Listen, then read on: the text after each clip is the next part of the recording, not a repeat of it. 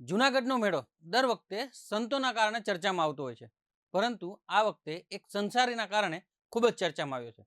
અને આ સંસારીએ કામ પણ એવું જ કર્યું છે. સંતોના કપડાં પહેરી અને મૃગીકુંડમાં સંતોની હાજરીમાં જ શાહી સ્નાન કર્યું છે. અને તમને ખબર જ હશે કે આ કોણ છે. સોશિયલ મીડિયા થકી જાણીતી બનેલી કીર્તિ પટેલ. કીર્તિ પટેલના આ કૃત્યના કારણે હાલ તેના ઉપર ફરિયાદ કરવામાં આવી છે. અને આ બાદ હાલ સંતો પણ ખૂબ જ આક્રોશમાં છે.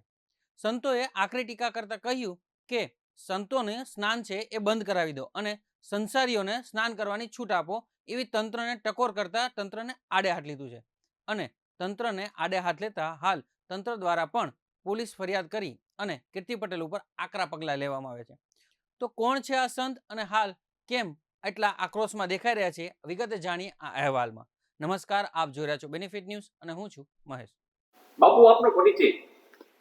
ગીર સોમનાથ જિલ્લા ભાલકા તીરની બાજુમાં નિરાલી ખોડિયાર ઉદાસી આશ્રમ. હું મહામંડલેશ સ્વામી વજનદાર ઉદાસીન બાપુ તપસ્વી સાધક મહાત્મા છું. ઘણા વર્ષોથી તપસ્યા કરું. મારી ઉંમરે મોટી થઈ ગઈ છે. કે જે જુનાગઢમાં તારીખ 15ના રોજ ભગવા અસ્ત્ર પહેરીને કીર્તિ પટેલ શાહી સ્નાનમાં ઘૂસી ગઈ નાગા બાવાને વચ્ચે. એને એમ કહે છે કીર્તિ કે હું બધાને જોઈ લઈશ. વિડીયોમાં મેં સાંભળ્યું, મેં હરુભરું એને ઓળખતો પણ નથી. એટલે આ વિડીયા મેં જોયા બધાય. હવે આ કીર્તિ પટેલને ઉતારો કોની આવે પણ રોકી કોની? આ મારો પ્રશ્ન છે સરકારશ્રીને. જુનાગઢ જિલ્લા કક્ષાની એસપીની મેં રજૂઆત કરેલી છે આ બાબતમાં કે હું ફરિયાદી બનું છું. જુનાગઢના સાધુ આગળ ન આવે કંઈ નહીં, ક્યાંય પણ ગુજરાત પણ હું આગળ આવીશ તો પછી મહાત્મા હું કીર્તિને છોડીશ નહીં. એટલે કીર્તિના નામનો મેં ગુનો લખાવ્યો છે. અને એ મારે એસપી આઈને કલેક્ટર આઈને બધે વાત થઈ ગઈ છે, એની તપાસ ચાલુ છે. હવે આજકાલ ગાડી પકડવા જાય જ્યાં અહીં છે ત્યાં. અત્યારે એ હજી ભવનાથમાં મળી નથી.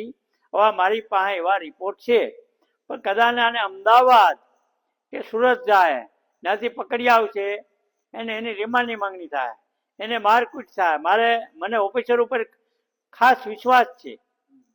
કેમ ઓફિસરોને મેં આશીર્વાદ આપ્યા છે. ઓફિસરો બને ત્યાં સુધી આ સનાતન ધર્મનું ખરાબ નહીં કરે. પૂરો વિશ્વાસ હિન્દુ છે. અને ઘણાને હું ઓફિસરોને આશીર્વાદ આપ્યા છે. પ્રમોશન લઈને ગયા છે અહીંથી મારી પાસેથી. હિન્દુ સમાજને મેં બને ત્યાં સુધી સનાતન ધર્મનો ઘા કરે ત્યાં હું સહન કરતો નથી. બાપુ, આ ઘટનામાં તમારી માંગ શું છે? મારી માંગ એ છે કીર્તિ પકડને વહેલી તકે પકડે, એને પકડીને એની રિમાન્ડ દે, એને મારકૂટ કરે. એટલે જેવું હોય છે એવું કીર્તિ પટેલ ઓકી નાખીને માની જાય કે ક્યાં મહાત્મા મને ઉતારો આપ્યો હતો અને ક્યાં મહાત્મા મને ભગવા કપડાં પહેરાવ્યા હતા. ક્યાં મહાત્મા મને ભગવા કપડાં પહેરાવ્યા હતા. એટલે કીર્તિ પટેલ માની જાય, મારી ગેરંટી. જ્યાં સુધી તમે સરકાર જાગૃત નહીં થાવ, ગુજરાત સરકારમાં જો આવા ઢોંગ હાલી રહ્યા છે અને તમે જો અવાઓને એજન્ટ તરીકે બાવાઓને આખી મૂક્યા છે, એ હું સખ્ત શબ્દોમાં વખોડી કાઢું છું. જે 2 નંબરના ધંધા હાલે છે, કોઈ છોકરીઓને મૂકતા નથી, બહારથી બોલાવે છે, વીઆઈપી ગાડીઓ જાય છે, હું ધંધા હાલે છે, ગરીબ સાધુ જાય તેનો ટુકડો નથી, 70 કરોડના બંગલા બનાવ્યા છે, હું હાલી રહ્યો. આ બધું મારી પાસે રિપોર્ટ ખિસ્સામાં છે. બાપુ, શું માનો છો કીર્તિ પટેલ કઈ રીતે પહોંચી શકી હોય? કીર્તિ પટેલનું મારું માનવું એ છે કે હરિહર ભારતી આશ્રમ, હરિહર ભારતી છે ત્યાં આશ્રમમાં રોકાણી. મારું માનવું એમ છે. હું એમ કહેતો રોકાણી કેમ, પણ મારું માનવું એમ છે કે હરિયાણ એ એમ કહેતી કે હરિયાણ ભારતી મારા ગુરુ મહારાજ છે. તો મારું માનવું છે કીર્તિ પટેલ ત્યાં રોકાણી હોય તો મને શંકા છે કે એ મહાત્માઓ ઇન્દ્ર ભારતી અને હરિયાણ ભારતી બે મળીને ભગવા કપડા આપ્યા હોય અને શાહી સ્નાનમાં ભેગી લીધી હોય. કે એનું કારણ છે કે જ્યારે ઋષિ ભારતીઓનો ગુરુ ચેલાનો ડખો ઉપડ્યો સરખેજનો, ત્યારે કીર્તિ પટેલે સાથ આપ્યો હતો હરિયાણ ભારતીને. ખુલ્લે આવી ગઈ એને કબાટે ખોલ્યા હતા. હા, એ મને ખબર છે બધી. એટલે આ ફરિયાદમાં મારો અનુભવ છે કે જુનાગઢના સાધુ, ગુજરાતના સાધુ કોઈ આગળ આવ્યા નથી. હું આગળ આવ્યો છું. હું તપસ્વી મહાત્મા. સરકારશ્રીને પણ મારી આ રજૂઆત છે કે આની ધરપકડ કરીને આની રિમાન્ડ થવી જોઈએ. કોણ નિવેદન લઈ ગયું છે તમારું પોલીસ? મારું નિવેદન લઈ ગયા ત્યાં ઓરદાર સાહેબને મેં આપ્યું છે, ત્યાં ભવનાથના પટેલ સાહેબને આપ્યું છે. એમાં કોઈ બાપુમાં ફેરફાર નહીં પડે. અને મેં આજે જ સાહેબને ફોન કર્યો, જે નકલ છે એ મને એક મોકલજો, અને એમાં કલમોનો ઉમેરો કરવામાં આવશે. મને પોલીસ ખાતા પર પૂરો વિશ્વાસ છે. હું એમાં કોઈ ફેરફાર નહીં થાય, અને ફેરફાર થાય તો હું દિલ્હી ફોન કરી લઈશ. જુનાગઢ મેં કરી છે, એસપી સાહેબને ખુદને, ઓરધારા સાહેબને, અને એને મારું નિવેદન લીધેલું છે ઓરધારા સાહેબે.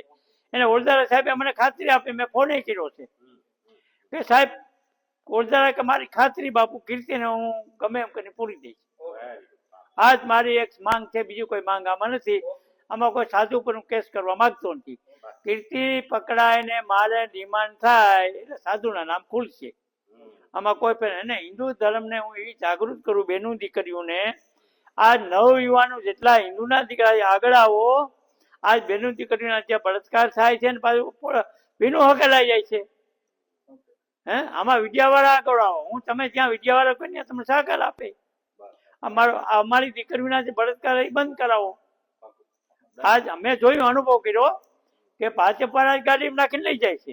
હમણાં દીવમાં પકડાના, હું કરી લીધી, પીનું હકેલાઈ ગયું. એટલે હું ખુલ્લો આક્ષેપ કરું છું. હું સરકારથી નથી પીતો. ભલા આશીર્વાદ. જુનાગઢમાં તાજેતરમાં મહાશિવરાત્રિના પર્વ નિમિત્તે મેળાનું આયોજન થાય છે ભવનાથ ખાતે, જેમાં ભારતભરના તમામ સાધુ સંતુઓ પધારે છે. અને આ મહાશિવરાત્રિના મેળામાં જે રવેડી હોય છે તે પૂર્ણ થયા બાદ ભવનાથ મંદિર ખાતે આરતી કરવામાં આવે છે.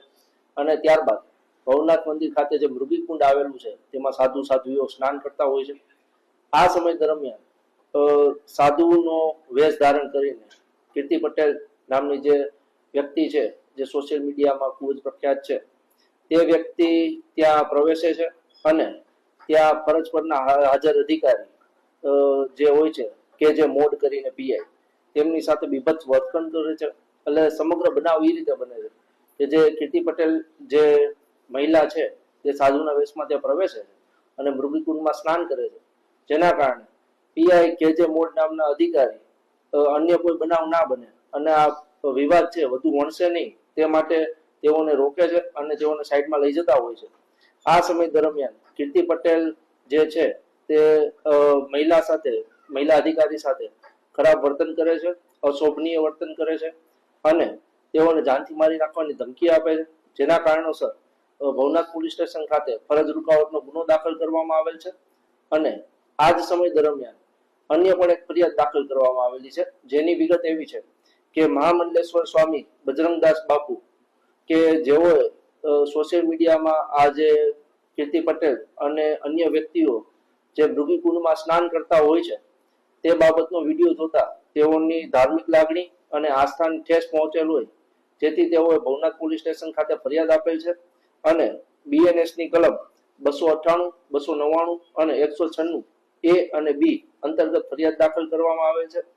જેમાં જે કોઈ પણ વ્યક્તિએ આ મૃગીકુંડમાં સ્નાન કરેલ હશે તેઓ તમામ વિરુદ્ધ તેઓ ફરિયાદ આપેલ છે. અને કીર્તિ પટેલને તેઓ જોયે ઓળખતા હોય તેમના વિરુદ્ધ નામસરની ફરિયાદ આપેલ છે.